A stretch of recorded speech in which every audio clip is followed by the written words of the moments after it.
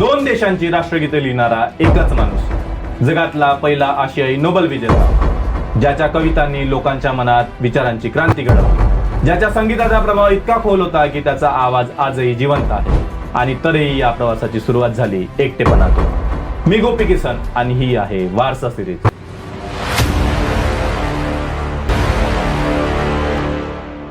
वर्ष होते 1861. कोलकातामधल्या एका भव्य संपन्न घरात एका मुलाचा जन्म होतो. घर मोठं होतं, संस्कृतीने भरलेलं होतं, विचारांनी समृद्ध होतं.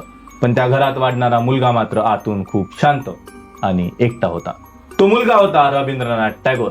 टागोर कुटुंब केवळ संपत्तीमुळे मोठं नव्हतं, तर विचार, कला, अध्यात्म आणि सामाजिक प्रभावामुळेही ते प्रसिद्ध होतं. त्यांचे वडील देवेंद्रनाथ टागोर एक आध्यात्मिक आणि तत्वचिंतक व्यक्तिमत्व होते आणि त्यांचे आजोबा द्वारकानाथ टागोर व्यापार आणि प्रभावाचं मोठं नाव होतं. तर अध्यात्म आणि भौतिक यश यांच्यामध्ये रवींद्रनाथांचं बालपण घडलं गेलं.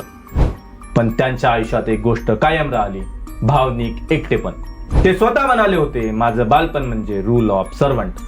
ते स्वतः आपल्या बालपणाकडे पाहताना असं सुचवतात की त्यांचं बालपण मोकळ्या खेळांमध्ये नाही, तर घराच्या शिस्तीत आणि निरीक्षणात गेलं.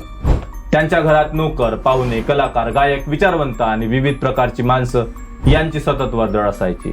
पण या सगळ्या गर्दीतही तो मुलगा आतून शांतच राहिला. तो लोकांना बघत राहिला, ऐकत राहिला आणि हळूहळू स्वतःशीच बोलायला शिकला. शाळेत गेल्यानंतरही त्यांचं मन फारसं रमलं नाही. पारंपरिक कडक शिक्षण पद्धती त्यांना रुचली नाही. शेवटी त्यांनी शाळा सोडली. पण इथूनच त्यांच्या खऱ्या प्रवासाची सुरुवात झाली. कारण शिक्षण थांबलं नाही, ते फक्त बदललं. म्हणून पुढे त्यांचं शिक्षण मोठ्या प्रमाणावर घरात, वाचनातून, निरीक्षणातून आणि अनुभवातून घडलं. आणि याच वातावरणातून त्यांच्या मनात काव्याचा पहिला अंकुर फुटला. लहान वयात त्यांनी कविता लिहायला सुरुवात केली. पुढे त्यांच्या लेखनाने असं रूप घेतलं की जग एक दिवस त्या आवाजाकडे थांबू नये केले. एकटेपणा कधी माणसाला तोडतं, पण कधी काही वेळा तेच एकटेपण माणसाला स्वतःशीच भेट घडवतं. रवींद्रनाथाच्या आत एक वेगळंच विश्व तयार होत होतं. बाहेरचं जग मर्यादित होतं, पण आतलं विश्व अमर्याद होतं. शब्द त्यांच्यासाठी फक्त भाषा नव्हते, ते होते भावना व्यक्त करणारं साधन. ते होते भावनांचे दरवाजे. आणि त्या दरवाजातून वयाच्या 13व्या वर्षी पहिली कविता बाहेर पडली. लहान वयातच त्यांनी कविता लिहायला सुरुवात केली आणि पहिली कविता अवघ्या 16व्या वर्षी पब्लिश झाली. तिचं नाव होतं अभिलाषा. आणि पुढे त्यांचं लेखन, विचार आणि भावनांचा असा प्रवाह बनला की बंगालमध्ये नाही तर संपूर्ण भारतात एका नव्या साहित्य युगाची चाहूल लागली. हळूहळू त्यांच्या शब्दांना सूर मिळायला लागले आणि जन्म झाला रवींद्र संगीताचा. त्यांनी 2000हून अधिक गीते रचली. प्रत्येक गाणं वेगळं, कधी प्रेमाचं, कधी विरहाचं, कधी देशभक्तीचं, तर कधी निव्वळ शांततेचं. त्यांच्या संगीताचं वैशिष्ट्य होतं, ते एका चौकटीत अडकलेलं नव्हतं. त्यात हिंदुस्थानी शास्त्रीय परंपरा होती, लोकसंगीताचा स्पर्श होता आणि स्वतःची एक स्वतंत्र लयही होती. त्यांच्या गाण्यांचा प्रभाव इतका व्यापक होता की त्यांच्या काळातील अनेक विचारवंत, कलावंत आणि रसिक त्यांच्या सृजनाकडे आकर्षित झाले. आणि या आवाजाचा प्रभाव इतका होता की स्वामी विवेकानंद सारखा महान विचारवंतही त्यांची गाणी गात होते. पण रवींद्रनाथ इथेच थांबले नाही. जे मन शब्दात व्यक्त होत होतं तेच मन रंगामध्येही व्यक्त व्हायला लागलं. आयुष्याच्या पुढच्या टप्प्यात त्यांनी चित्रकला सुरुवात केली आणि बघता बघता त्यांनी हजारो चित्र तयार केले. त्यांची चित्र पारंपरिक चौकटीत बसत नव्हती. ती होती मनाची थेट अभिव्यक्ती. कविता, संगीत, चित्रकला, 3 वेगवेगळे मार्ग, पण उद्देश एकच, स्वतःला समजून घेणं आणि जगाला समजावणं.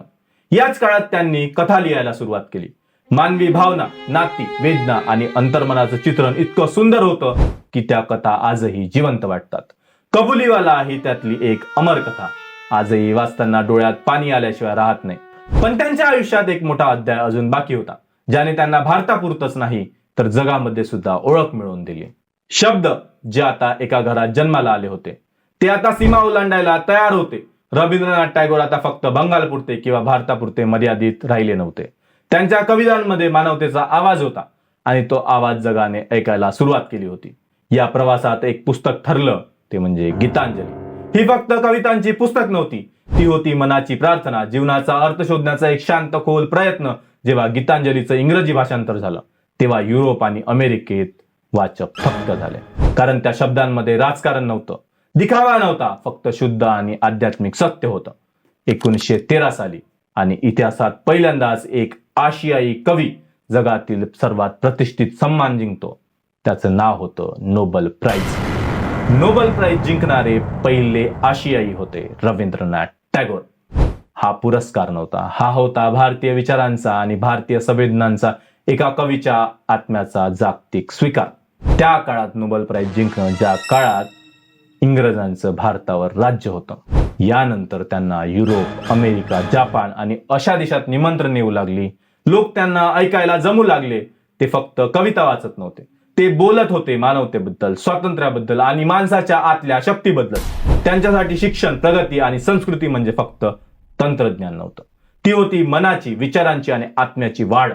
आणि म्हणूनच त्यांनी एक स्वप्न उभं केलं, विश्व भारती युनिव्हर्सिटी.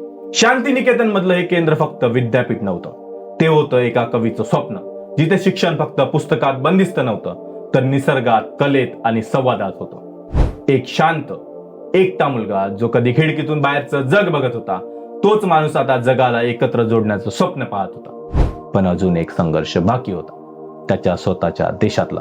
एक कवी ज्याचे शब्द जगभर पोहोचले होते, पण आता तोच कवी स्वतःच्या देशाच्या वेदनेसमोर उभा होता. आता येऊया 1905 या वर्षात. ब्रिटिशांनी पार्टिशन ऑफ बेंगॉल केलं. प्रशासकीय कारण सांगितली गेली, पण लोकांनी या विभागणीकडे राजकारण म्हणून पाहिलं. धर्म, ओळख आणि समाज यांच्यामध्ये भिंती उभ्या राहू लागल्या. आणि या परिस्थितीत टागोर गप्प बसले नाही. ते लोकांना एकत्र आणण्याचा प्रयत्न करत होते. रक्षाबंधनाच्या दिवशी हिंदू आणि मुस्लिमांनी एकमेकांना राखी बांधावी, असा त्यांनी एकतेचा संदेश दिला. कारण त्यांच्यासाठी धर्मापेक्षा मोठं होतं मानवता. याच काळात त्यांच्या शब्दांना मिळाला एक नवा स्वर, एकला चलो रे. जर कोणी साथ दिली नाही तर एकटं चालत राहा, भीती नको, संघर्ष नको टाळू. ही फक्त ओळ नव्हती, हा होता संघर्षात उभं राहण्याचा विचार, भीतीवर मात करण्याचा संदेश आणि इतिहास बदलण्यासाठी कधी कधी एकटं चालणंही गरजेचं असतं, ही जाणीव. याच प्रवासात त्यांनी लिहिलं जन गण मन. 1911 मध्ये ते पहिल्यांदा गायलं गेलं आणि पुढे ते भारताचं राष्ट्रगीत बनलं. आता फक्त भारत नाही, तर त्यांनी आमार सोनार बांगला ही रचना केली, जी पुढे बांगलादेशचं राष्ट्रगीत बनली. 2 देश, 2 राष्ट्रगीत आणि एकच कवी. हा जगातला पहिला कवी होता ज्याचे राष्ट्रगीत 2 देशांचे राष्ट्रगीत आहे. पण 1919 मध्ये एक घटना घडली, जिने साऱ्या देशाला हादरवलं. त्याचं नाव होतं जलियनवाला बाग मॅसॅकर. निर्दोष लोकांवर गोळीबार झाला, निरपराध जीव गेले आणि त्या वेदनेच्या पार्श्वभूमीवर टागोरांनी ब्रिटिशांनी दिलेला नाईटहूड सन्मान परत केला. ते फक्त सन्मान परत करणं नव्हतं, तो होता स्वाभिमानाचा आवाज.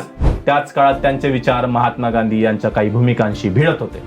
गांधीजींनी राष्ट्रवादावर भर देत होते, तर टागोरांना वाटत होतं की अंध राष्ट्रवाद माणसाला माणसापासून दूर नेऊ शकतो. आणि आजच्या काळात त्यांचे शब्द तंतोतंत बसतात. दोघांमध्ये मतभेद होते, पण आदर कायम होता, कारण दोघंही स्वातंत्र्यासाठी लढत होते, फक्त मार्ग वेगवेगळे होते. रवींद्रनाथ टागोर फक्त कवी नव्हते, ते एक विचार होते. आणि ते सांगत होते देश महत्वाचा आहे, पण त्याहूनही मोठी गोष्ट म्हणजे मानवता. एक कवी ज्याने शब्द लिहिले, एक संगीतकार ज्याने भावना सुरात उतरवल्या, एक कलाकार ज्याने रंगामध्ये मन मांडलं. पण रवींद्रनाथ टागोर यांना फक्त या चौकटीत बसवणं चुकीचं ठरेल, कारण ते फक्त एक कवी नव्हते, ते होते एक विचार. असा विचार जो सीमांमध्ये अडकत नाही, ना धर्मात, ना देशात, ना भाषेत. ते मानत होते जगाला विभागणं सोपं आहे, पण जोडणं ही खरी ताकद आहे.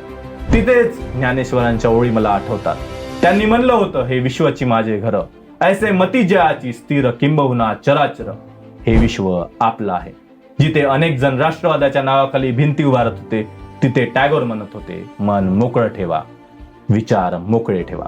त्यांच्यासाठी स्वातंत्र्य म्हणजे फक्त राजकीय स्वातंत्र्य नव्हतं, तर विचारांचं स्वातंत्र्य, मनाचं स्वातंत्र्य आणि भीतीमुक्त जीवन. त्यांनी उभं केलेलं विश्व भारती युनिव्हर्सिटी आजही त्यांच्या विचारांचा जिवंत वारसा आहे. तिथे निसर्गात शिक्षण होतं, प्रश्न विचारायला भीती नव्हती आणि जगाला एक कुटुंब मानलं जात होतं. आयुष्याच्या शेवटच्या टप्प्यातही ते लिहत राहिले, विचार करत राहिले आणि जगाकडे त्याच शांत नजरेने पाहत राहिले. आणि एक दिवस उजाडला, 7 ऑगस्ट 1941. एक शरीर थांबलं, पण एक विचार आजही जिवंत आहे. जेव्हा आपण राष्ट्रगीत ऐकतो, जेव्हा एखादं गाणं आपल्या मनाला स्पर्श करून जातं, जेव्हा एखादा विचार आपल्याला बदलतो, तेव्हा कदाचित आपण अजूनही टागोरांना अनुभवत असतो. कारण काही लोक इतिहास राहत नाही, ते आपल्या विचारांमध्ये जगत राहतात. मी गोपी किसन आणि ही होती वारसा सिरीज. आणि कॅमेऱ्याच्या मागे आहे तेजस. वारसा सिरीजचे पुढचे भाग लवकरच घेऊन येऊ, त्यासाठी चॅनलला सबस्क्राईब करा. तुम्हाला व्हिडिओ आवडला असेल तर लाईक करा, शेअर करायला विसरू नका आणि मजेत राहा. पुन्हा भेटूया. धन्यवाद.